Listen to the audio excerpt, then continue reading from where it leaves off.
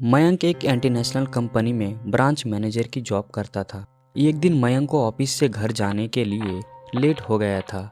सर्दी का मौसम होने के कारण रात भी जल्दी हो गई थी। ठंड भी बहुत शुरू हो चुकी थी। रास्ते में चलते चलते मयंक को अचानक एक आवाज़ सुनाई दी, रुक जाओ। मयंक वहीं पर ही रुक गया और पीछे मुड़ के देखा, लेकिन पीछे कोई भी नहीं था। फिर से वही आवाज़ सुनाई दी, सामने देखो। जैसे ही मयंक ने सामने देखा तो उसे ज़मीन पर कुछ चमकती हुई चीज़ दिखाई दी। मयंक दौड़ के उस चीज़ के पास गया और देखा तो ये कोई साधारण चीज़ नहीं थी, बल्कि एक चमकता हुआ हीरा था। उसने वह हीरा अपने हाथ में लिया। उसकी चमक देखकर मयंक की खुशी का पार नहीं था। लेकिन मयंक को कहाँ पता था यह कोई साधारण या नहीं बल्कि एक मायावी हीरा है। उस हीरे में से आवाज़ आई, अगर तुम्हें और हीरे चाहिए तो इस ज़मीन को खोदो। इस ज़मीन के नीचे बहुत सारे हीरे हैं। मयंक खुश हो गया। उसने उस हीरे को अपनी जेब में डाला और ज़मीन खोदना शुरू किया। करीबन 2 फीट खोद काम करने के बाद अचानक मयंक डर के मारे चिल्लाने लगा। इसके कारण उसका संतुलन खो गया और ज़मीन पर गिर पड़ा, क्योंकि उस गड्ढे में से हीरे मोती नहीं बल्कि किसी इंसान का कटा हुआ सर मिला। अचानक वह सर हवा में उड़ने लगा और बोला, डरो मत, मैं तुम्हें कोई हानि नहीं पहुंचाऊंगा। मैं तुम्हें बहुत सारे हीरे जवाहरात भी दूंगा। बस मेरी बात ध्यान से सुनो। मैं जहां जाता हूं वहां मेरे पीछे आओ। फिर वह सिर हवा में उड़ा और जंगल की तरफ बढ़ने लगा।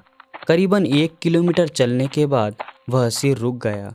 मयंक भी रुक गया। फिर उस सिर ने मयंक से कहा, इस ज़मीन के भीतर बहुत सारे हीरे मोती जवाहरात छुपे हुए हैं। इस ज़मीन पे खोद काम शुरू करो।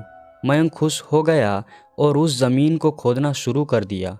खोदते खोदते उस ज़मीन के नीचे हीरा मोती तो नहीं मिले, बल्कि उस सिर का कटा हुआ धड़ मिला। उस सिर ने कहा, अब तुम्हें एक आखिरी काम करना है, उसके बाद मैं तुम्हें माला माल कर दूंगा। तुम्हें कहीं से भी 1 लोटा खून लाना है। मयंक ने बोला, 1 लोटा खून? पर मैं 1 लोटा खून कहाँ से लाऊंगा? उस सिर ने कहा, चलो मेरे साथ। वो डरावना चेहरा मयंक को साथ लेकर थोड़ी दूर पे गया। वहाँ उसे एक इंसान को जाते हुए देखा। वो सिर बोला, उस इंसान को मारकर उसका खून ले आओ। मयंक डर गया और बोला, नहीं नहीं, ये मुझसे नहीं होगा, मैं ये नहीं कर सकता। अगर तुमने ये काम नहीं किया तो मैं तुम्हें बहुत बड़ी मुसीबत में डाल दूंगा।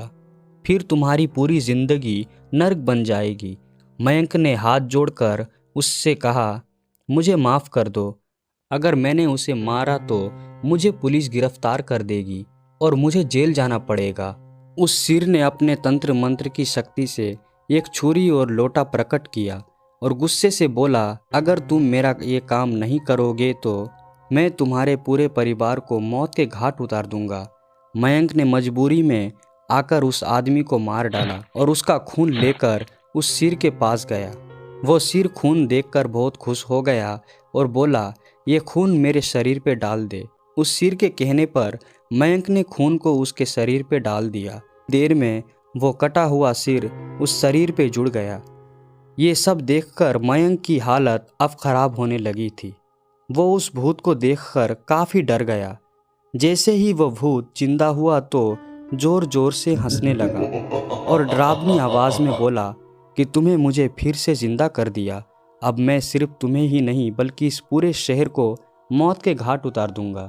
डर के मारे मयंक के मुंह से आवाज़ भी नहीं निकल रही थी, लेकिन उस भूत ने छलांग लगाकर मयंक को ज़मीन पे गिरा दिया और बोला, मुझे बहुत भूख लगी है, अब मैं तुम्हारा मांस खाऊंगा। जैसे ही उस भूत ने मांस खाने के लिए आगे बढ़ा कि तुरंत ही उसका सिर धड़ से अलग हो गया। मयंक समझ नहीं पाया कि आखिर ये चमत्कार कैसे हुआ। जब मयंक ने पीछे मुड़कर देखा तो एक अघोरी बाबा खड़े थे। उस अघोरी बाबा ने कहा, जब तुम उस आदमी को मार रहे थे, उसका खून ले जा रहे थे, तभी मैंने देख लिया था और समझ गया कि कुछ तो बुरा होने वाला है। इसीलिए मैं तुम्हारे पीछे पीछे यहाँ तक चला आया और मैंने अपनी मंत्र की शक्ति से उस भूत को फिर से मार दिया। अब तुम निश्चित होकर अपने घर जाओ, अब तुम पर कोई खतरा नहीं है। आज भी मयंक उस बात को याद करता है तो उसकी रूह तक कांप जाती है। दोस्तों, आपको ये कहानी कैसी लगी तो कमेंट सेक्शन में ज़रूर बताइए और हमारे चैनल मिडनाइट स्टोरी को सब्सक्राइब ज़रूर कीजिएगा।